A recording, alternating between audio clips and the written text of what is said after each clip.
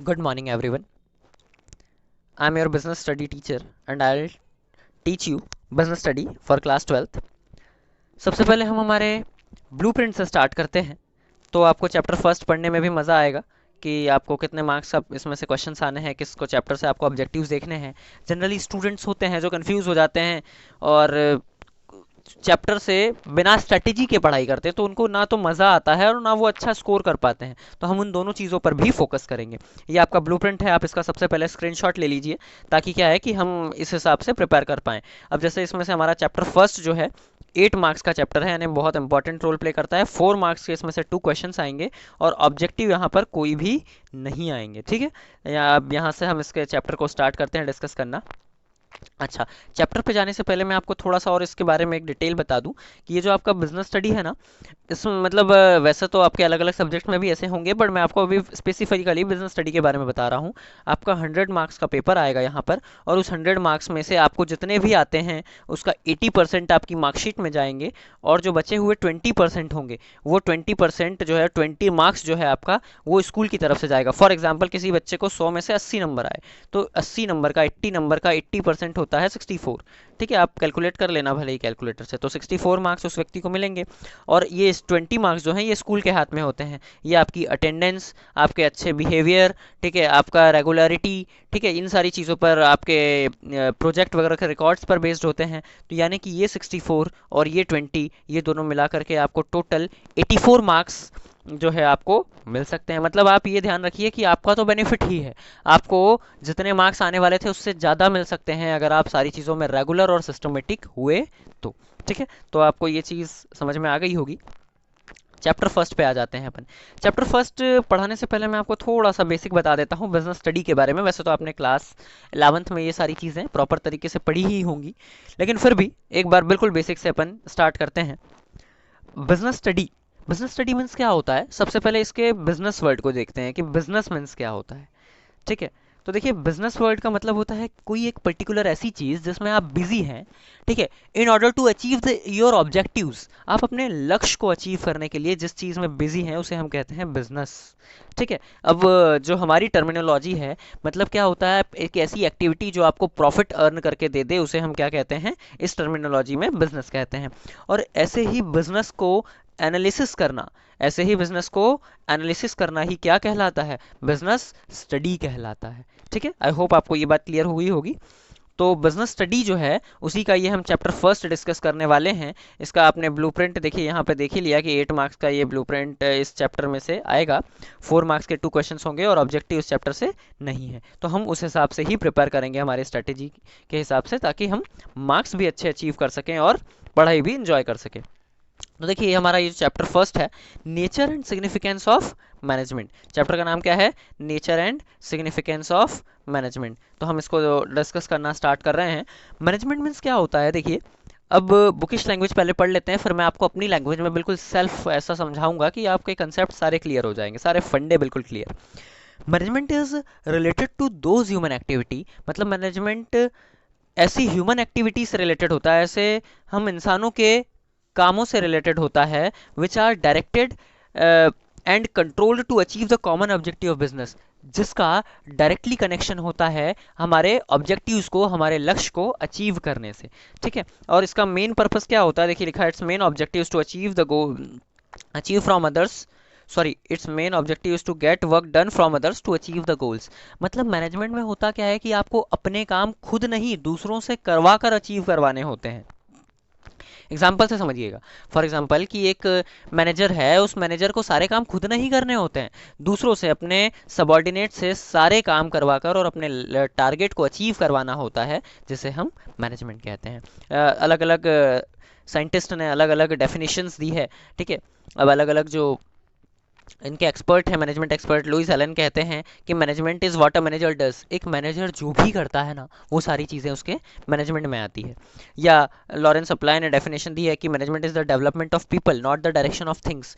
ठीक है, मैनेजमेंट जो है वो पीपल्स को दिया हुआ डायरेक्शन है, ना कि थिंग्स को। मतलब किसी चीज को मैनेज नहीं किया जाता है, लोगों को मैनेज किया जाता है ताकि वो सारी चीजों को ऑपरेट कर सके। ठीक है, अब हमारी लैंग्वेज में समझते हैं कि मैनेजमेंट मतलब क्या होता है। मैनेजमेंट मीन्स सिस्टमेटिकली चीज़ों को अरेंज करना जिससे कि आप अपने गोल्स को, अपने टारगेट्स को अचीव कर सकें, ठीक है, और आप बिना किसी प्रॉब्लम को फेस किए अपने सारे काम प्रॉपर तरीके से कंप्लीट कर सकें, दैट इज कॉल्ड मैनेजमेंट। ठीक है, अब जैसे हम इसको एक एग्जांपल से समझते हैं कि आपकी एक कोई कंपनी है, उस कंपनी में क्या है कि आपको प्रोडक्शन करवाना है, सेल करवाना है, मार्केटिंग करवाना है, टैक्स भरना है। तो एक मैनेजर का काम ये होता है कि सारी चीज़ों को रेगुलेट करे, जो एक पर्टिकुलर फील्ड में अप्रोप्रिएट व्यक्ति है, उस अप्रोप्रिएट व्यक्ति को उस काम को सौंप दे, तो जिससे कि वो क्या होगा कि उस पर्टिकुलर काम को प्रॉपर तरीके से करने के बाद में सबमिट करके पूरे के पूरे ऑब्जेक्टिव्स को अचीव कर सकेगा। ठीक है ना। या फिर हम इसका एक और एग्जांपल ले सकते हैं कि फॉर एग्जांपल आपको अपना एक घर बनवाना है, तो आपको अपने घर बनवाने के लिए अगर हम और आप जिनको कि इतना प्रॉपर नॉलेज नहीं होता कैसे क्या करना है, तो हमसे कुछ मिस्टेक्स भी हो सकती है। वहीं पर अगर आपने किसी बिल्डर को या पर्टिकुलर किसी ठेकेदार को अगर आपने ये काम दे दिया, तो वो क्या होता है कि सारी चीज़ों को उसे पूरा एक्सपर्टीज नॉलेज होता है कि ये चीज़ इससे ऐसे करवाना है, ये चीज़ इससे ऐसे करवाना है, सारी चीज़ें। अब वो ठेकेदार या वो कॉन्ट्रैक्टर खुद काम नहीं करता, वो दूसरों से काम करवा के और आपको सारे के सारी चीज़ें प्रॉपर तरीके से अवेलेबल कराकर और सबमिट कर देता है, जिससे कि उसका टारगेट भी अचीव हो जाता है और वो खुद कुछ करता भी नहीं है। That is called management. ठीक है, देखिए हम अपनी भाषा में एक बात बोले ना, तो अपनी लैंग्वेज में एक कंसेप्ट ध्यान रखिएगा कि वैसे तो मैनेजर कुछ नहीं करता है, पर कुछ नहीं करते हुए भी वो सब कुछ करता है। ठीक है, ये बात समझिएगा ध्यान से, इस बात में एक बहुत बड़ी बात छुपी हुई है कि मैनेजर कुछ नहीं करता है पर कुछ नहीं करते हुए भी बहुत कुछ करता है। इसका मतलब ये है कि सारी चीज़ों को ऑपरेट करना, देखिए खुद किसी काम को करना ना बहुत आसान होता है, पर दूसरों से किसी काम को करवाना ये बहुत डिफिकल्ट होता है, और यही डिफिकल्ट काम कौन करता है? मैनेजर करता है। ठीक है, चलिए इसकी कैरेक्टरिस्टिक्स को हम डिटेल में अब समझते हैं कि मैनेजमेंट की क्या क्या कैरेक्टरिस्टिक्स है। नंबर वन जो है हमारा कलेक्टिव एफर्ट्स। कलेक्टिव एफर्ट्स मतलब क्या होता है कि मैनेजमेंट जो है इसमें कलेक्टिव एफर्ट्स होते हैं। कलेक्टिव एफर्ट बोले तो कि यहाँ पे सभी मेंबर्स मिल करके काम करते हैं। एक अकेला मैनेजर अगर अकेला काम करना चाहे तो वो कुछ भी नहीं कर सकता, ये बात ध्यान रखिएगा आप। मैनेजमेंट में सारी चीज़ें कलेक्टिव एफर्ट से, सभी लोगों के काम करने से होती है। सेकंड बात करते हैं कंटिन्यूस एक्टिविटी। मैनेजमेंट एक कंटिन्यूस एक्टिविटी है, मैनेजमेंट एक स्टेप नहीं है, ये पूरी की पूरी प्रोसेस है। मतलब कैसे? जैसे कि आपने कंपनी स्टार्ट की तो कंपनी के स्टार्ट करने से पहले से मैनेजमेंट स्टार्ट हो जाता है, और जब तक कंपनी चलेगी ना तब तक ये मैनेजमेंट चलता है। ठीक है, मतलब इसका मतलब ऐसा नहीं होता कि अपने एक पर्टिकुलर टाइम पे अपने को मैनेजमेंट की जरूरत पड़ी, ये काम हो गया और मैनेजमेंट खत्म, नहीं। मैनेजमेंट की नेसेसिटी कंपनी के स्टार्ट होने से पहले से स्टार्ट हो जाती है और कंपनी के खत्म होने के बाद तक चलती है, ये ध्यान रखिएगा। नेक्स्ट हम बात करते हैं intangible force. Intangible force, intangible word का मतलब होता है ऐसी चीज जो दिखाई ना दे। अब मैनेजमेंट कोई ऑब्जेक्ट नहीं है, कोई वस्तु नहीं है कि आप उसे देख सकते हैं। मैनेजमेंट जो है एक फोर्स है जो कि इनविजिबल होता है, इंटेंजिबल होता है, लेकिन इसका इफेक्ट दिखाई देता है। ये खुद दिखाई नहीं देता, इसका इफेक्ट दिखाई देता है कि अगर एक मैनेजर ना हो, ठीक है, तो क्या होगा कि लोगों के ऊपर किसी चीज का प्रेशर नहीं होगा कि कुछ भी हम हमारे हिसाब से कर रहे हैं, कुछ भी गड़बड़ हो रहा है, तो वो सारी चीज़ों को ऑपरेट भी करता है, उन्हें सुपरवाइज भी करता है, उन्हें डायरेक्ट भी करता है, उन्हें कंट्रोल भी करता है, और उनकी सारी प्रॉब्लम्स में उनकी हेल्प भी करता है। इसलिए मैनेजमेंट जो है इंटेंजिबल फोर्स है।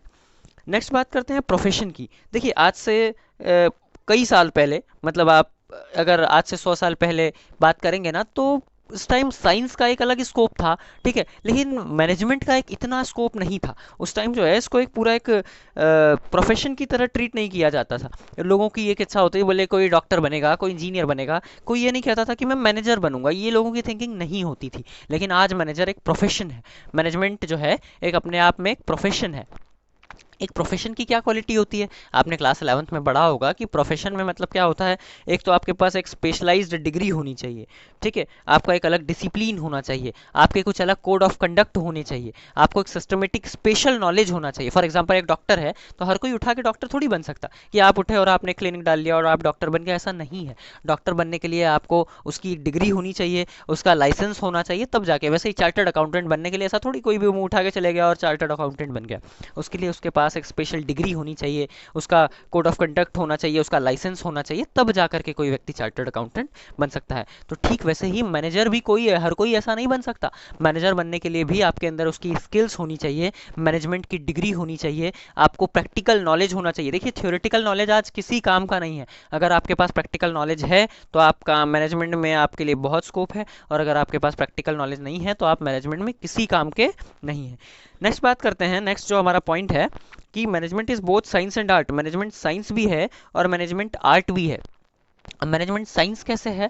देखिए, साइंस मतलब क्या होता है? साइंस मतलब सिस्टमेटिक बॉडी ऑफ नॉलेज, मतलब यहाँ पे सारी चीज़ें जो है एक एक प्रॉपर वे में प्रूव्ड बातें होती है, मतलब जो चीज़ें हैं वो बिल्कुल एक्यूरेट है। साइंस का एक फंडा आपने पढ़ा होगा कि न्यूटन ने कहा है कि लॉ ऑफ ग्रेविटी, कि अगर हम कोई भी चीज़ ऊपर फेंकेंगे तो वो अपने आप नीचे आ जाती है। साइंस का फंडा है और बिल्कुल फैक्ट है। आप अमेरिका में फेंकेंगे ना तो भी नीचे आ जाएगा, आप इंडिया में फेंकेंगे तो भी नीचे आ जाएगा, आप चाइना में फेंकेंगे तो भी नीचे आ जाएगा। क्यों? क्योंकि ये एक यूनिवर्सल ट्रुथ है, सच्चाई है।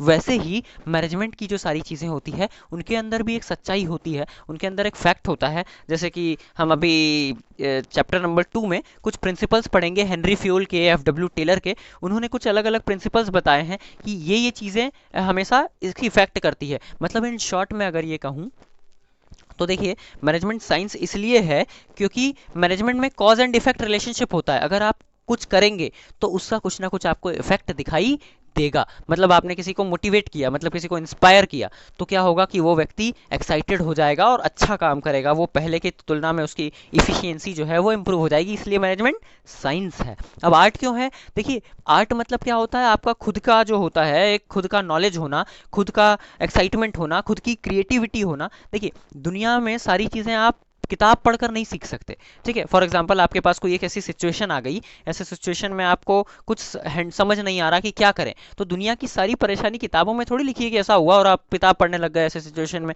फॉर एग्जाम्पल कहीं आग लग गई तो आप क्या किताब पढ़ोगे कि यार आग कैसे बुझाएं? नहीं, उस समय आपको खुद का दिमाग लगाना पड़ेगा कि इस समय ऐसा किया जा सकता है कि फायर ब्रिगेड को कॉल करें, कि फायर ब्रिगेड को कॉन्टेक्ट नहीं किया जा सकता तो सबसे पहले इलेक्ट्रिसिटी वगैरह ऑफ कर दें। ये सारी आपको खुद का दिमाग लगाना पड़ेगा उस वक्त। That is called art. तो मैनेजमेंट में भी ऐसा ही होता है। कई बार सिचुएशंस ऐसी आ जाती हैं कि आपको उन्हें हैंडल करने के लिए आपको खुद की मेंटेलिटी पर फोकस करना होता है और उसके हिसाब से आपको ऐसे एक्शन लेने पड़ते हैं जो कि हो सकता है पल ही पल, एक पल में आपको करोड़पति भी बना दे और एक पल में भी आपको रोडपति भी बना दे। तो ऐसी कंडीशंस को हमें ध्यान रखना होता है। किसमें? मैनेजमेंट में। इसीलिए हम कह सकते हैं कि management is both science and art. अब मैंने इस पॉइंट को इतना ज़्यादा फोकस करके इसलिए समझाया क्योंकि कई बार 4 मार्क्स में सिर्फ पर्टिकुलर ये क्वेश्चन आ जाता है बोर्ड में कि explain management is both science and art. ठीक है, समझ में आ गया आपको? आगे बढ़ते हैं। Universal principal. यूनिवर्सल प्रिंसिपल मतलब क्या होता है? देखिए, मैनेजमेंट के जो प्रिंसिपल्स हैं ये पूरे यूनिवर्स में, मतलब पूरे वर्ल्ड में एक्सेप्टेड हैं कि अगर आप कोई पर्टिकुलर काम करते हैं तो उसका आपको इफेक्ट देखने को मिलेगा। वो सारे प्रिंसिपल जो हैं मैनेजमेंट के, पूरा ऐसा नहीं ये इंडिया के प्रिंसिपल हैं, इंडिया के। अच्छा, प्रिंसिपल मतलब क्या ये भी बता दूं मैं आपको। ये प्रिंसिपल मतलब वो स्कूल के प्रिंसिपल मत समझ जाइएगा। प्रिंसिपल वर्ड का मतलब होता है सिद्धांत, रूल्स रेगुलेशंस।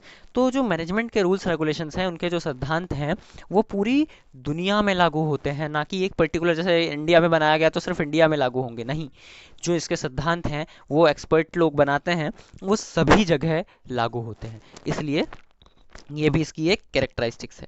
आगे बढ़ते हैं हम। फिर हमारा जो नेक्स्ट पॉइंट है, इंपॉर्टेंस ऑफ मैनेजमेंट, इस पे हम आने जा रहे हैं अब। इंपॉर्टेंस ऑफ मैनेजमेंट में पहले आपको ये बात अच्छे से समझ में आ गई होगी कि मैनेजमेंट क्या है, उसके कैरेक्टरिस्टिक्स क्या हैं। अच्छा, इससे रिलेटेड मैं आपको एक बात और बता दूं। कई बार स्टूडेंट्स कंफ्यूज हो जाते हैं कि सर कैरेक्टरिस्टिक्स बोले तो ये लिखना है, अगर आपको कैरेक्टरिस्टिक्स बोले तो भी यही लिखना है, आपको फीचर्स बोले तो भी यही लिखना है, आपको नेचर्स बोले तो भी यही लिखना है। ठीक है, ये आप ध्यान रखिएगा। कैरेक्टरिस्टिक्स, फीचर, नेचर, ये सब एक ही होता है और इसमें आप पर्टिकुलर एक ही आंसर लिखेंगे तो भी आपका काम बिल्कुल चलेगा। अब इंपॉर्टेंस की बात करें तो वैसे ही सेम इंपॉर्टेंस की अगर आप बात करें तो आपसे एडवांटेज कह दे तो भी यही लिखेंगे, अगर आपसे ऑब्जेक्टिव्स कह दे तो भी यही लिखेंगे, इंपॉर्टेंस कह दे तो भी यही लिखेंगे, मेरिट्स कह दे तो भी यही लिखेंगे। ये ध्यान रखिएगा आप। ठीक है, वैसे आपके बुक में ये सारे अलग अलग दे रखे हैं, पर मैंने बोला ना कि मैं आपको एक कॉमन एक ही आंसर लिखवाऊंगा जो कि जिससे कि आपका ये सारी चीज़ें काम हो जाएंगी। इन सभी में आप लिखेंगे और आपका आंसर सही होगा, एक्यूरेट होगा। ठीक है, फिर मैं एक बार हमारा ये सारी चीज़ें प्रॉपर तरीके से असेंबल हो जाएं, फिर मैं आपको सारी चीज़ों के नोट्स भी अवेलेबल करा दूंगा, सारी चीज़ों का पीडीएफ भी अवेलेबल करा दूंगा, जिससे कि आप उनसे प्रॉपर कॉपी वगैरह में नोट भी बनाते जाना। और फिर हम लास्ट ईयर के पेपर वगैरह भी डिस्कस करेंगे, ऑब्जेक्टिव्स वगैरह भी डिस्कस करेंगे, जिससे कि आपकी इतनी प्रिपरेशन हो जाएगी कि आपको कुछ और उठाने की ज़रूरत ही नहीं पड़ेगी। ठीक है, चलिए स्टार्ट करते हैं हम। तो हमारा अभी पॉइंट क्या है? इंपॉर्टेंस की बात करने जा रहे हैं हम कि मैनेजमेंट के क्या क्या इंपॉर्टेंस है वो हम डिस्कस करने जा रहे हैं। तो पॉइंट नंबर 1 है हमारा टू फेस कट थ्रू। पहली बात तो मैनेजमेंट का इंपॉर्टेंस मतलब क्या, देखिए मैनेजमेंट का इंपॉर्टेंस मतलब ये होता है कि मैनेजमेंट की क्या ज़रूरत क्या है, क्यों हम मैनेजमेंट को यूज़ कर रहे हैं, that is importance of management. तो देखिए मैनेजमेंट की ज़रूरत हमें पड़ती है to face cut throat competition, मतलब गला काट प्रतिस्पर्धा को खत्म करने के लिए हमें ज़रूरत पड़ती है मैनेजमेंट की। अब इसका मतलब क्या है, फॉर एग्जाम्पल समझिएगा आप, आज होता क्या है कि चौराहे पे एक दुकान है, उसके जस्ट पड़ोस में एक और दुकान है, एक दुकान आपकी है, एक दुकान मेरी है, मैं किसी पर्टिकुलर चीज़ को 10 रुपए में बेच रहा हूँ, आप 9 में बेचोगे तो मैं 8 में कर दूंगा, आप 7 में बेचोगे, मैं 6 में कर दूंगा, आप 5 में कर दोगे। इससे क्या हो रहा है, आपका भी नुकसान हो रहा है और मेरा भी नुकसान हो रहा है, और इसमें हम दोनों ही अपना मैनेजमेंट नहीं लगा रहे हैं, इसलिए हमारा नुकसान हो रहा है। उसका फायदा किसको हो रहा है, इसका फायदा हो रहा है कस्टमर को, जबकि कोई भी ये बिजनेस ऐसा कभी नहीं चाहेगा कि वो अपना खुद का नुकसान करा के और कंज्यूमर का या कस्टमर का फायदा कराए। तो इस बात का ध्यान रखिएगा, इसके लिए हमें एक अच्छे मैनेजमेंट की जरूरत होती है, जिससे कि आपने देखा होगा कई बार बिजनेसमैन क्या कहते हैं, सामने वाला 10 में बेच रहा है, मैं 15 में बेच रहा हूं, अरे उसकी क्वालिटी बेकार है, हमारी क्वालिटी अच्छी। दैट इज मैनेजमेंट, वो उनकी पूरी प्रिपेयर्ड एक मेंटालिटी बना लेते हैं वो, जिसको कि कस्टमर भी अट्रैक्ट होता है कि नहीं यार पैसे भले ही ये ज़्यादा ले ले, हम तो इससे ही अपना पर्टिकुलर ये काम करवाएंगे। That is called management. ये इंपॉर्टेंस होता है मैनेजमेंट का कि वो कट थ्रोट कंपटीशन को भी फेस कर सके। नेक्स्ट बात करते हैं to maximise output at minimum cost. देखिए आज की तारीख में हर व्यक्ति को बेस्ट प्रोडक्ट चाहिए और वो भी कम से कम कॉस्ट में चाहिए। तो आप ये ध्यान रखिएगा कि हर बिजनेस का फोकस होना चाहिए कि वो ज़्यादा से ज़्यादा प्रोडक्शन कम से कम कॉस्ट पर कर सके। तो ये भी मैनेजमेंट का ही एक महत्व है कि अगर मैनेजमेंट नहीं हो, प्रॉपर तरीके से एक मैनेजमेंट नहीं रखा जाए, तो हम बेस्ट से बेस्ट प्रोडक्ट ज़्यादा से ज़्यादा क्वांटिटी में और कम से कम कॉस्ट में अवेलेबल नहीं करा पाएंगे। क्योंकि देखिए एक मैनेजमेंट क्या करता है, अननेसेसरी एक्सपेंसेस को हटा देता है, ठीक है, अननेसेसरी वेस्टेज को हटा देता है, और जो जो चीज़ें वेस्टेज होती है उन्हें रिमूव कर देता है, जिससे कि क्या होता है, हमें जितने चीज़ों की रिक्वायरमेंट होती है सिर्फ उतने ही चीज़ों को हम वहाँ पे ऐड करके और सारी चीज़ों पे काम कर लेते हैं, जिससे हमारी कॉस्ट भी कम हो जाती है और प्रोडक्टिविटी भी इंक्रीज हो जाती है। इसलिए मैनेजमेंट का इंपॉर्टेंस होता है। नेक्स्ट बात करते हैं टू सॉल्व लेबर प्रॉब्लम्स। अब देखिए लेबर के प्रॉब्लम को सॉल्व करने के लिए भी मैनेजमेंट का एक इंपॉर्टेंस होता है, जिससे कि होता क्या है कि जैसे लेबर को कोई प्रॉब्लम आ रही है तो एक मैनेजर की ये रिस्पॉन्सिबिलिटी होती है कि वो उनसे बात करे, उनके प्रॉब्लम को सॉर्ट आउट करे, और उनके प्रॉब्लम जो सॉर्ट आउट करने के बाद में वो जो है ऊपर तक वो बात पहुंचाए, ऊपर तक मतलब टॉप लेवल अथॉरिटीज़ तक वो बात पहुंचाए, और टॉप लेवल अथॉरिटीज़ तक वो बात पहुंचाने के बाद उनके सॉल्यूशन भी ला करके लेबर तक अवेलेबल कराए। तो इसको अपन क्या कहते हैं, टू सॉल्व लेबर प्रॉब्लम्स, ठीक है। नेक्स्ट बात करते हैं to achieve predetermined of goals. देखिए मैनेजमेंट की ये भी रिस्पॉन्सिबिलिटी होती है कि किसी भी कंडीशन में हमारा जो गोल है, हमारा जो लक्ष्य है, उसे हमें अचीव करना ही है। इस बात का भी आप ध्यान रखिएगा, ठीक है। और ये भी उनकी ऑब्जेक्टिव्स होते हैं। अब जैसे कि इस चीज़ को हम थोड़ा सा और अच्छे से समझते हैं कि जैसे आपने कोई एक गोल डिसाइड किया कि हमारा गोल है कि हमारे बिजनेस को बिल्कुल पूरे इंडिया का टॉप लेवल का या पूरे वर्ल्ड का टॉप लेवल का बिजनेस बनाना। किसी का गोल होता है कि मुझे मेरी सेल 1 करोड़ तक पहुंचाना, किसी का प्रोडक्ट होता है, किसी का मतलब गोल होता है कि मुझे एक पर मंथ 5 लाख का प्रॉफिट कमाना, वॉट एवर, जिसका जो भी गोल है उस गोल को अचीव करने की में हेल्प कौन करता है, मैनेजमेंट हेल्प करता है। नेक्स्ट बात करते हैं to utilise the available resources. जो आपके पास रिसोर्सेस अवेलेबल हैं, जो सारे आपके रिसोर्सेस आपके पास अवेलेबल हैं, उनको आप बेस्ट यूटिलाइज करें, ऑप्टिमम यूटिलाइज करें, मतलब उसका सदुपयोग करें ज़्यादा से ज़्यादा। और जो रिसोर्सेस आपके पास नहीं है उनके बिना भी आप बेस्ट प्रोडक्ट देने की कोशिश करें, तब जा करके आपकी प्रोडक्टिविटी मार्केट में इंक्रीज होगी और आपका प्रोडक्ट मार्केट में लोग खरीदना पसंद करेंगे, ठीक है। हमारे पास देखिए ऐसा पॉसिबल ही नहीं है कि दुनिया के सारे रिसोर्सेस आपके पास अवेलेबल हों, ठीक है, पर आपके पास जितने रिसोर्सेस अवेलेबल हों उनका बेस्ट यूटिलाइज करें और उनको बेस्ट दें। जो चीज़ें नहीं हैं उसकी कमियों को दूर करने की कोशिश करें, आपका प्रोडक्ट मार्केट में चलेगा। और ये सब चीज़ किसकी वजह से पॉसिबल हो पाता है, मैनेजमेंट की वजह से पॉसिबल हो पाता है। दैट इज इसीलिए कहा जाता है कि ये सारे क्या हैं, मैनेजमेंट के इंपॉर्टेंस हैं, ऑब्जेक्टिव्स भी हैं और एडवांटेज भी हैं, ठीक है। बढ़ते हैं हम आगे। नेक्स्ट हमारा जो टॉपिक है जो अब हम डिस्कस करने जा रहे हैं वो है लेवल्स ऑफ मैनेजमेंट।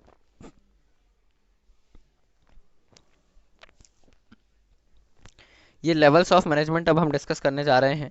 मैनेजमेंट के जनरली ये 3 लेवल होते हैं, ठीक है। वो लेवल जो है ऊपर लिखा हुआ है पीडीएफ में, मैं यहाँ पर लिख देता हूँ जिससे कि आपको क्लियर हो जाएगा। लेवल्स ऑफ मैनेजमेंट हम डिस्कस करने जा रहे हैं।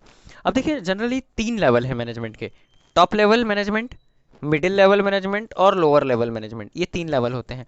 टॉप लेवल मैनेजमेंट में सबसे हाईएस्ट अथॉरिटीज़ आती हैं, सबसे बड़ी बड़ी authorities like boards of directors, chairman, chief executive officers, ये सारे टॉप लेवल अथॉरिटीज़ में आते हैं। मिडिल लेवल की बात करें तो मिडिल लेवल में आते हैं आपके departmental head like branch manager वगैरह, ये लोग इसमें आ जाते हैं। सेल्स मैनेजर, या फिर आप ये कह सकते हैं प्रोडक्शन मैनेजर, टैक्स मैनेजर, ये सारे मैनेजर इसमें आ जाते हैं। और जो आपका लोअर लेवल मैनेजमेंट होता है, लोअर लेवल मैनेजमेंट में देखिए क्या होता है कि इसमें सुपरवाइजर, सुपरिटेंडेंट, सेल्स ऑफिसर, ये सारे लोग इसमें आ जाते हैं। अब आप एक बात ध्यान रखिएगा कि लोअर लेवल मैनेजमेंट को ही सुपरवाइजरी लेवल मैनेजमेंट भी कहा जाता है।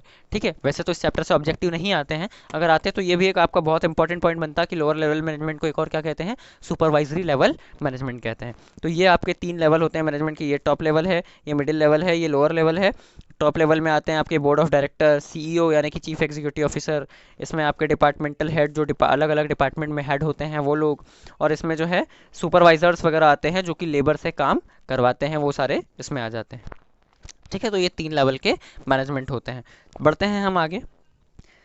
अब आ जाते हैं हम फंक्शंस ऑफ मैनेजमेंट पे। देखिए, फंक्शंस बताने से पहले मैं आपको बता दूं कि ये एक ऐसा क्वेश्चन है फंक्शंस ऑफ मैनेजमेंट जो अगर आप board examination point of view से बात करें तो पिछले 10 ईयर्स में 8 टाइम्स आ चुका है बोर्ड एग्जाम में, मतलब बहुत ज़्यादा इंपॉर्टेंट, और इस चैप्टर का तो सबसे ज़्यादा इंपॉर्टेंट क्वेश्चन है ये।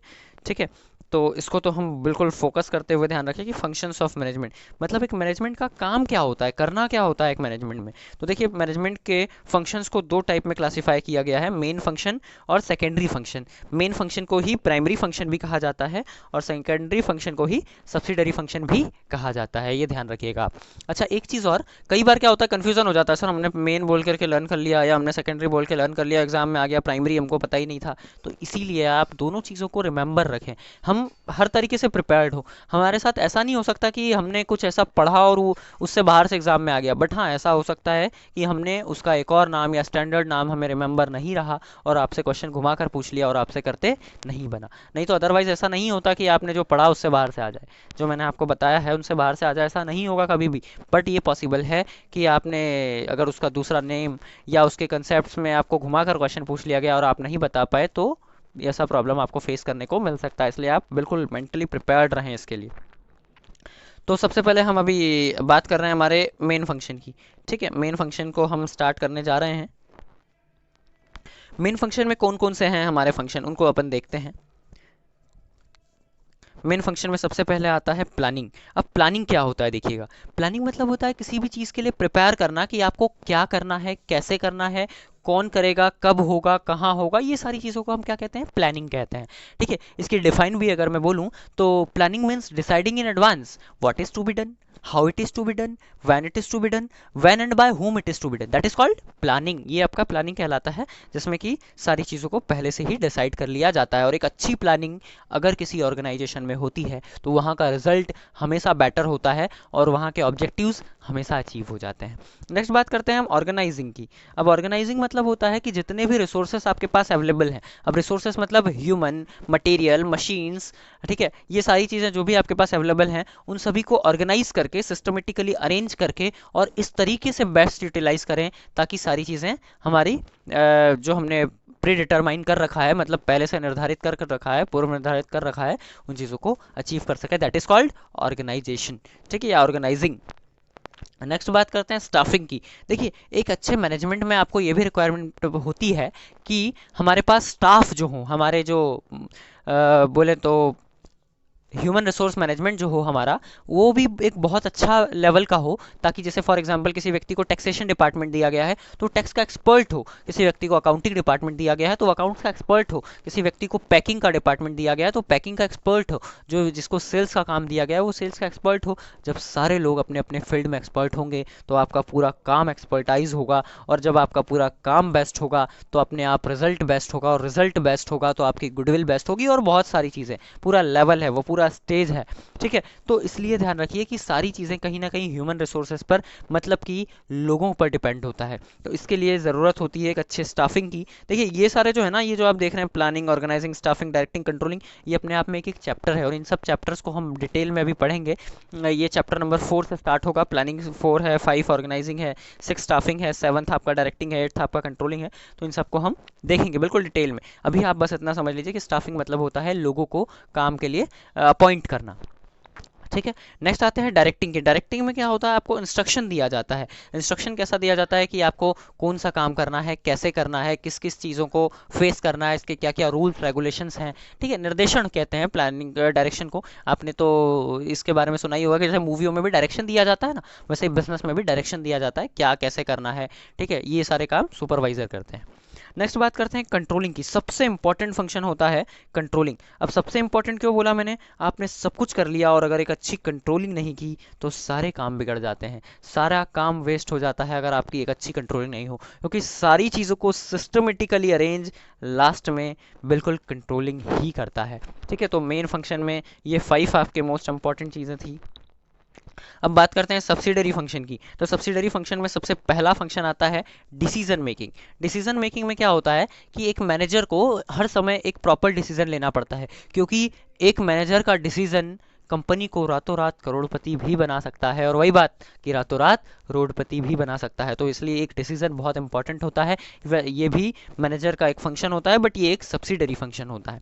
नेक्स्ट बात करते हैं, अच्छा सब्सिडरी मतलब क्या, प्राइमरी मतलब ये होता है कि मेन काम ये होते हैं, उसके बाद ये भी होते हैं, ऐसा उसका मतलब सब्सिडरी या सेकेंडरी, ठीक है। नेक्स्ट काम होता है रिसर्च करना। अब रिसर्च क्या होता है सर, ये क्या प्रोफेसर होते हैं जो कॉलेज में रिसर्च करते हैं? नहीं, ये रिसर्च मतलब ये होता है कि एक बिजनेस में हर व्यक्ति इस बात पर फोकस करता है कि आपके कस्टमर क्या चाहते हैं। अगर आपने अपने हिसाब से प्रोडक्ट बनाए ना तो कोई नहीं खरीदेगा, आपने अगर अपने कस्टमर के हिसाब से प्रोडक्ट बनाए तो उसको हर कोई खरीदेंगे। तो ध्यान रखिए कि इस रिसर्च का मतलब यही होता है कि आपके कस्टमर को क्या पसंद है, आपके प्रोडक्ट में क्या तकलीफ आ रही है, आपका प्रोडक्ट क्यों नहीं बिक रहा है, आपके प्रोडक्ट की क्या खास चीज़ है, आपके प्रोडक्ट की क्या कमियां हैं। दैट इज कॉल्ड रिसर्च, ठीक है। ये बात क्लियर हो रही है आपको? बढ़ते हैं हम आगे। नेक्स्ट पॉइंट है हमारी इनोवेशन। देखिए अगर आपको वीडियो में कहीं पे भी कंफ्यूजन हो रहा है तो वीडियो में आप वापस पीछे जा करके देख सकते हैं, इसीलिए हम आपको वीडियो लेक्चर अवेलेबल करा रहे हैं कि कुछ भी आपका छूट जाए वापस पीछे चले जाइए, वापस देख लीजिए। और इवन अगर आपको इस वीडियो में कहीं भी शो हो रहा है तो मैं इसको मेरे यूट्यूब चैनल पर भी डाल दूंगा, और आप उस पर जा करके, जैसे होता है ना कि हमने इस वीडियो को देख लिया और यूट्यूब चैनल पे मतलब ये चैनल हमसे वीडियो डिलीट हो गया, आप कैसा करें, तो आप यूट्यूब चैनल पे जाइए, मेरे 10 बार देखना, 10 बार देखिए, 50 बार देखना, 50 बार देखिए, कोई इशू नहीं। नेक्स्ट बात करते हैं रिप्रेजेंटेशन, ठीक है। अब रिप्रेजेंटेशन में, सॉरी, इनोवेशन की बात कर रहे थे। इनोवेशन मतलब होता है नवीनीकरण करना, बिजनेस में कुछ ना कुछ नया लाना। अब नया लाना से मतलब क्या है, देखिए अगर आप अपने बिजनेस को वही ट्रेडिशनल तरीके से पुराने ज़माने बाबा आदम के ज़माने से चलाएंगे ना, तो आपका बिजनेस इतना अच्छा चलेगा नहीं। क्यों? क्योंकि हर एक कस्टमर को हमेशा कुछ ना कुछ नया चाहिए, तभी तो वो आपसे जुड़ा रहेगा। तो आप हमेशा अपने बिजनेस में कुछ ना कुछ इनोवेटिव लाते रहिए, कुछ ना कुछ क्रिएटिव किया करिए, जिससे कि क्या होगा कि आपका बिजनेस अपने आप इंप्रूव होते चले जाएगा और लोगों का इंटरेस्ट और क्रेज बना रहेगा। आपने देखा है कोई भी आप एक एप्लीकेशन मोबाइल में यूज़ करते हैं, फॉर एग्जांपल जेंडर, तो जेंडर हर थोड़े दिन में अपडेट लाता है, नहीं तो फिर उसे कौन यूज़ करेगा, मतलब जेंडर वही पुराना वाला वर्जन होता, सबसे बेसिक वर्जन, तो उसको कोई यूज़ भी नहीं करना चाहता, क्योंकि दूसरे दूसरे ऐप्स जो आते जा रहे हैं मार्केट में वो बिल्कुल वर्सेटाइल और बिल्कुल वेल इक्विप्ड आ रहे हैं, जो कि उससे काफ़ी ज़्यादा बेटर होते हैं। तो ये लोग क्या कर रहे हैं, उसमें अपडेट लाते जा रहे हैं। दूसरी बात ये कि अगर हमारे प्रोडक्ट में अपडेशन नहीं आएगा, फॉर एग्जाम्पल कि मैं पल्सर खरीद कर लाया आज से 10 साल पहले, तो उस पल्सर के बाद अगर उस पल्सर में कुछ अपडेट नहीं आया होता तो उसके बाद पल्सर कोई क्यों खरीदता, वही के चला रहे हैं हम, तो व्यक्ति क्यों खरीदता है कि यार अब पल्सर में ये फैसिलिटी आ गई, तो अपन ने इस पल्सर को बेचा और नया पल्सर खरीदा, तब जाके आपका प्रोडक्ट बिकता है। That is called innovation. तो बिजनेस में इनोवेशन करना बहुत ज़्यादा ज़रूरी होता है, अदरवाइज आपका प्रोडक्ट नहीं बिकेगा। नेक्स्ट बात करते हैं हम रिप्रेजेंटेशन की। देखिए रिप्रेजेंटेशन जो है ना सबसे इंपॉर्टेंट काम होता है। सबसे इंपॉर्टेंट क्यों होता है, देखिए आपको चीज़ों को प्रेजेंट ऐसे करना है मार्केट में जिससे कि आपका प्रोडक्ट बिल्कुल सेंटर ऑफ अट्रैक्शन बन जाए, बिल्कुल आकर्षण का केंद्र बन जाए और आपका ही प्रोडक्ट पर लोगों की नज़रें हो, तब जाके आपका प्रोडक्ट बिकेगा, ठीक है। अदरवाइज अगर अगर आपने ऐसा नहीं करेंगे, अगर आप उसे प्रॉपर तरीके से रिप्रेजेंट नहीं कर पाएंगे तो क्या होगा, आपका प्रोडक्ट पर कोई भी फोकस नहीं करेगा और उसको कोई नहीं खरीदना चाहेगा, ठीक है। तो उसे रिप्रेजेंट करना भी आना चाहिए। जैसे देखिए आपने आपने देखा होगा कि एडवर्टाइज वगैरह जो होता है, तो एडवर्टाइज कितने ऐसे डिजाइनिंग से किया जाता है कि लोग बिल्कुल दिल को छू जाए। जैसे आपने डिटॉल का ऐड देखा है, डिटॉल का ऐड कैसा होता है, माँ मांगे डिटॉल का वो माँ की पसंद डिटॉल का धुला, ऐसा कुछ, हाँ ऐसा वो। तो उससे क्या हो, एक अट्रैक्शन हो जाता है जिसकी वजह से प्रोडक्ट को लोग पसंद करते हैं। ठीक है ना, माँ माँ ने डिटॉल का धुला, ऐसा कुछ वो ऐड है ना, तो इस टाइप की चीज़ें। कैडबरी डेयरी मिल्क कुछ मीठा हो जाए, कैसा बिल्कुल अट्रैक्ट कर लेता है सामने वाले को। तो अगर आप ऐसा रिप्रेजेंट करेंगे ना, तब जा करके आपका प्रोडक्ट बिकेगा, अदरवाइज कोई भी इंटरेस्टेड नहीं होता है किसी भी प्रोडक्ट को परचेस करने में। ठीक है, तो आई होप आपको चीज़ें समझ में आ रही होंगी, और आप बिल्कुल कंटिन्यू रखें, क्योंकि क्या है कि अगर आप यहीं पर आधा छोड़ देंगे तो फिर बाकी सारी चीज़ें भी आपकी कंप्लीट नहीं हो पाएंगी। नेक्स्ट, ये जो क्वेश्चन है, differentiate between administration, management and organisation, कई बार एग्जाम में पूछा जा चुका है। इसमें पीडीएफ बनाते समय एक छोटा सा इशू हो गया कि ये इस पेज पर रह गया, ये इस पेज पर रह गया। मैं यहाँ पे शॉर्ट में लिख देता हूँ, ये एडमिनिस्ट्रेशन है, ये आपका एडमिनिस्ट्रेशन है, ये मैनेजमेंट है, और ये ऑर्गेनाइजेशन है। ठीक है, अब मीनिंग वगैरह तो सब प्रॉपर लिखा है, और ये आपका बेसिस है। ठीक है, कुछ लोग कुछ बोलते हैं कि सर बेसिस लिखना ज़रूरी होता है क्या, बेसिस नहीं लिखें तो? बिल्कुल ना लिखें, कोई इशू नहीं है, बट बेसिस लिखने से होता क्या है कि आपकी चीज़ें क्लियर हो जाती है, और आपको पूरा क्लियर हो जाता है। अच्छा, पहला पॉइंट मीनिंग, तो इसमें ये कई बार जैसे होता है स्कोप, तो इसका स्कोप ब्रॉडर, इसका स्मॉल, इसका ऐसे आपको पूरा पॉइंट याद हो जाता है सिर्फ एक बेसिस से। अगर आप बेसिस लिखते हैं तो नहीं लिखना है, कोई दिक्कत नहीं है, वो आपकी श्रद्धा भक्ति। ठीक है, तो चलिए स्टार्ट करते हैं हम। हमारा पहला पॉइंट है मीनिंग। एडमिनिस्ट्रेशन मैनेजमेंट और ऑर्गेनाइजेशन की मीनिंग की बात करने जा रहे हैं हम। तो ये देखिए, it is a body for systematic, it is a body for setting objectives. Administration मतलब टॉप लेवल अथॉरिटी, मैं आपको बता दूं, एडमिनिस्ट्रेशन मतलब टॉप लेवल अथॉरिटी, मैनेजमेंट मतलब मिडिल लेवल अथॉरिटी, और ऑर्गेनाइजेशन मतलब सुपरवाइजरी या लो लेवल अथॉरिटीज़। ठीक है, अब यहाँ पे ध्यान रखिएगा कि इनका काम क्या होता है कि ऑब्जेक्टिव को सेट करना, कि हमारा लक्ष्य क्या है उसका निर्धारण करना, हमें अचीव क्या करना है, हम बिजनेस कर क्यों रहे हैं, ये कौन डिसाइड करता है? एडमिनिस्ट्रेशन डिसाइड करता है। यहीं अगर हम बात करें हमारे मैनेजमेंट की, तो मैनेजमेंट का काम क्या होता है? ये मैनेजमेंट है, ठीक है, ये एडमिनिस्ट्रेशन है, और ये ऑर्गेनाइजेशन है। अब हम बात करें अगर मैनेजमेंट की, तो मैनेजमेंट का काम क्या होता है? It is a body for directing and getting work done from the others. इनका काम होता है कि इन्होंने जो रूल्स बनाए हैं इसको पहले खुद समझना, फिर दूसरों को, अपने लोअर लेवल अथॉरिटीज़ को समझाना, और उनको समझाने के बाद में उनसे वो काम करवाना। ये काम किसका होता है? मैनेजमेंट का काम होता है। ठीक है, अब बात करते हैं ऑर्गेनाइजेशन की। तो ऑर्गेनाइजेशन यानी कि जो सुपरवाइजरी लेवल अथॉरिटीज़ होते हैं, इनका काम होता है इन चीज़ों को प्रॉपर तरीके से लेबर तक पहुंचाना।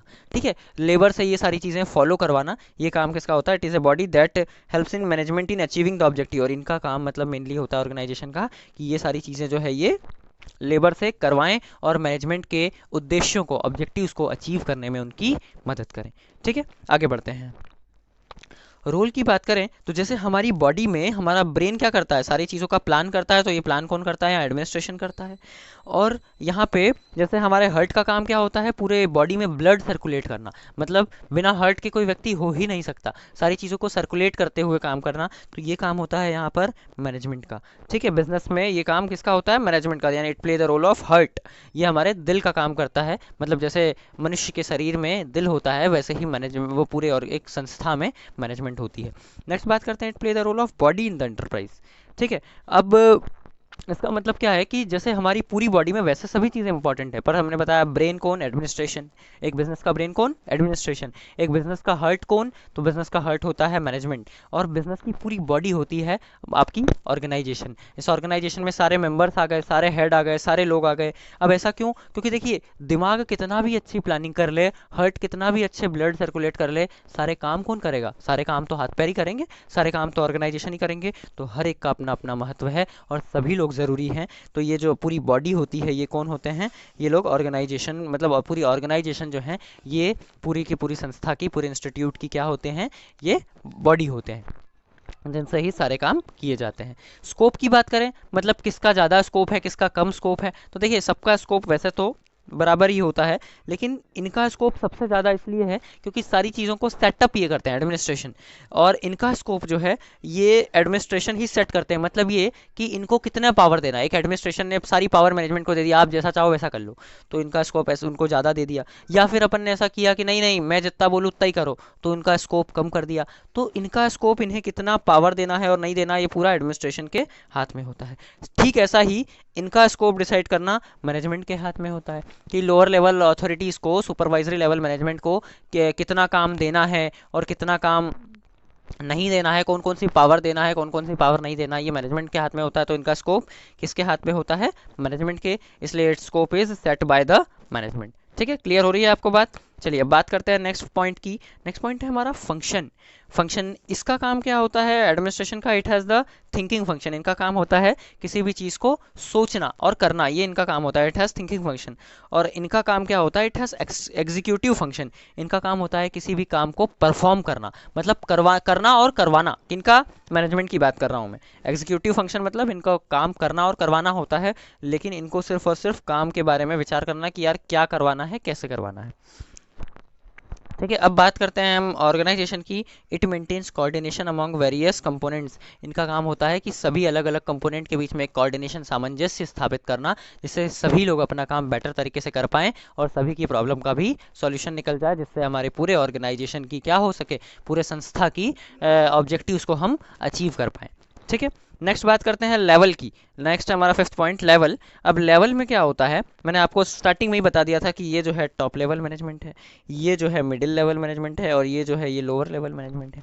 ठीक है, आई होप आपको ये सारी चीज़ें बहुत अच्छे से समझ में आ रही होगी। फिर भी कुछ भी कन्फ्यूजन है तो आप बेझिझक कमेंट सेक्शन में लिखकर या बेझिझक मुझे मेरे अकाउंट पर लिखकर आप मुझसे पूछ सकते हैं, मैं आपको सारी चीज़ें और अच्छे से क्लियर करवा दूंगा। लास्ट चीज़ है इस चैप्टर की जो सबसे आपको बताना ज़रूरी है, और ये भी कई बार एग्जाम में पूछा गया है, सोशल रिस्पॉन्सिबिलिटी ऑफ बिजनेस। अब क्या होता है ये सोशल रिस्पॉन्सिबिलिटी? हिंदी में कहते हैं इसे सामाजिक उत्तरदायित्व। ठीक है, अब सामाजिक उत्तरदायित्व मतलब क्या होता है? जैसे हम बिजनेस कर रहे हैं हमारी सोसाइटी में, तो हमारी ये जिम्मेदारी होती है कि हम समाज के लिए भी, हम सोसाइटी के लिए भी कुछ ना कुछ करें। तो वो अलग अलग तरीके से उसे क्लासीफाई करते हुए हमने ऐसा ये लिखा हुआ है। 4 मार्क्स का क्वेश्चन आता है तो आपको कम से कम 4 रिस्पॉन्सिबिलिटी बतानी होती है, मतलब 4 लोगों के प्रति, 4 चीज़ों के प्रति हमारी जिम्मेदारी बतानी पड़ती है। तो एक बिजनेस की सबसे पहली रिस्पॉन्सिबिलिटी होती है टुवर्ड्स कस्टमर, अपने कस्टमर के प्रति, अपने कंज्यूमर के प्रति, क्योंकि कस्टमर ही भगवान होता है। ठीक है ना? ऐसा क्यों बोल रहे हैं? क्यों? क्योंकि कस्टमर और कंज्यूमर के होने से ही बिजनेस चलता है, अदरवाइज बिजनेस का कोई रोल ही नहीं होता अगर कस्टमर और कंज्यूमर नहीं होते तो। अच्छा, एक बात आई कि सर कस्टमर क्या होता है और कंज्यूमर क्या होता है, ये दो वर्ड क्यों कह रहे हो आप? तो देखिए, कस्टमर मतलब होता है किसी चीज़ को खरीदने वाला, और कंज्यूमर मतलब होता है किसी चीज़ को यूज़ करने वाला। अब सर ये अलग अलग होते हैं क्या? मैं क्लियर कराता हूँ। फॉर एग्जाम्पल, मैंने ए लिमिटेड से प्रोडक्ट खरीदा और बी लिमिटेड को प्रोडक्ट बेच दिया, तो मैं ए लिमिटेड का कस्टमर तो हुआ पर कंज्यूमर नहीं हुआ। ठीक है, लेकिन वहीं अगर मैंने ए लिमिटेड से प्रोडक्ट खरीदा और यूज़ कर लिया, तो मैं कस्टमर भी हुआ और कंज्यूमर भी हुआ। ठीक है, तो कई बार कस्टमर कंज्यूमर एक भी हो सकते हैं और कस्टमर कंज्यूमर अलग अलग भी हो सकते हैं, ये ध्यान रखिएगा। कंज्यूमर मतलब जो प्रोडक्ट को यूज़ करे, और कस्टमर मतलब जो प्रोडक्ट को खरीदे। ठीक है, चलिए बढ़ते हैं हम आगे। तो कस्टमर के प्रति हमारी पहली रिस्पॉन्सिबिलिटी होती है to provide best quality product. Quality के साथ कभी भी कॉम्प्रोमाइज़ नहीं करना चाहिए। हमें जब भी प्रोडक्ट देना है, बेस्ट प्रोडक्ट देना चाहिए। नेक्स्ट बात करते हैं to provide goods at reasonable charges. जो भी आप गुड्स दें वो आप बिल्कुल रिजनेबल प्राइस पर दें, मतलब जो उसकी एक्चुअल कॉस्ट मतलब हो रही हो उससे थोड़ा सा प्रॉफिट रख के। ऐसा नहीं कि अपने को प्रोडक्ट बन के तैयार हो रहा है 10 में हम बेच रहे हैं 100 में, ऐसा नहीं करना चाहिए। ठीक है, ये रिस्पॉन्सिबिलिटी होती है आपकी। Not to advertise falsely. कुछ लोग बिल्कुल ऐसा फेंकते हैं एडवर्टाइज में, ये चीज़ ऐसा हो जाएगा, और वो कुछ होता होता कुछ भी नहीं है उससे। ठीक है, तो ऐसा एडवर्टाइज अपने को फॉल्स एडवर्टाइज नहीं करना चाहिए, ये भी हमारी रिस्पॉन्सिबिलिटी होती है हमारे कस्टमर के प्रति। नेक्स्ट बात करें टुवर्ड्स एम्प्लॉइज़। अगर हम एम्प्लॉय की बात करें तो एम्प्लॉइज़ के प्रति, हमारे एम्प्लॉइज़ के प्रति हमारी क्या क्या रिस्पॉन्सिबिलिटी होती है? To provide fair wages and salary. हम उनको एक सही, जितना हम उनसे काम करवा रहे हैं उतना वेजेस और सैलरी दें। अब सवाल ये उठता है सर वेजेस क्या, सैलरी क्या? वैसे तो आपने क्लास 11th में फाइनेंशियल अकाउंट में आपको बहुत डिटेल में बताया गया होगा कि वेजेस क्या सैलरी क्या, पर फिर भी मैं क्लियर कर देता हूँ। सैलरी मतलब क्या होता है? सैलरी मतलब होता है जो कि आपको पर मंथ या पर ईयर या इस हिसाब से दिया जाता है, उसे हम कहते हैं सैलरी। और सैलरी जो है ये जनरली एम्प्लॉयज़ को दिया जाता है। और जो वेजेस होते हैं, वेजेस मतलब होता है मजदूरी, ठीक है। सैलरी मतलब वेतन और वेजेस मतलब मजदूरी, ठीक है। अब मजदूरी मतलब कैसा? जो चीज़ आपको पर डे के हिसाब से, पर आवर के हिसाब से, पर वर्क के हिसाब से दिया जाता है, उसे वेजेस कहते हैं। फॉर एग्जांपल आपको बोला कि आपको ये 10 काम कर रहे हैं, 10 काम के 100 रुपये, तो ये क्या हो जाएगा आपका वेजेस। या आपको ये बोल दिया एक दिन के 100 रुपये, ये आपका वेजेस हो जाएगा। या आपको बोल दिया 2 घंटे के 50 रुपये, तो ये आपका वेजेस हो जाएगा। लेकिन सैलरी क्या होता है? पर मंथ, ठीक है, पर ईयर, इस टाइप की चीज़ें वो आपकी सैलरी कहलाती है। नेक्स्ट बात करते हैं to provide good working condition. आप अपने एम्प्लॉयज़ को एक अच्छी वर्किंग कंडीशन दीजिए। अगर आपके यहाँ मशीन्स वगैरह है वो बहुत हीट करती हैं तो आप एसी वगैरह लगवा कर दीजिए। अगर आप के जो है ऐसी जगह पर हैं जहाँ पे फॉर एग्जांपल पानी का लीकेज वगैरह होता है, आपके एम्प्लॉयज़ भीग जाते हैं, तो वो प्रॉपर करवा के दीजिए। तो इस टाइप की चीज़ें आप सारे रिसोर्सेज अवेलेबल करा के दें, जिससे कि वो पूरा सेटिस्फाई होकर सारा पूरा ध्यान आपके काम की ओर डिवोट कर सके और आपको बेस्ट रिजल्ट दे सके।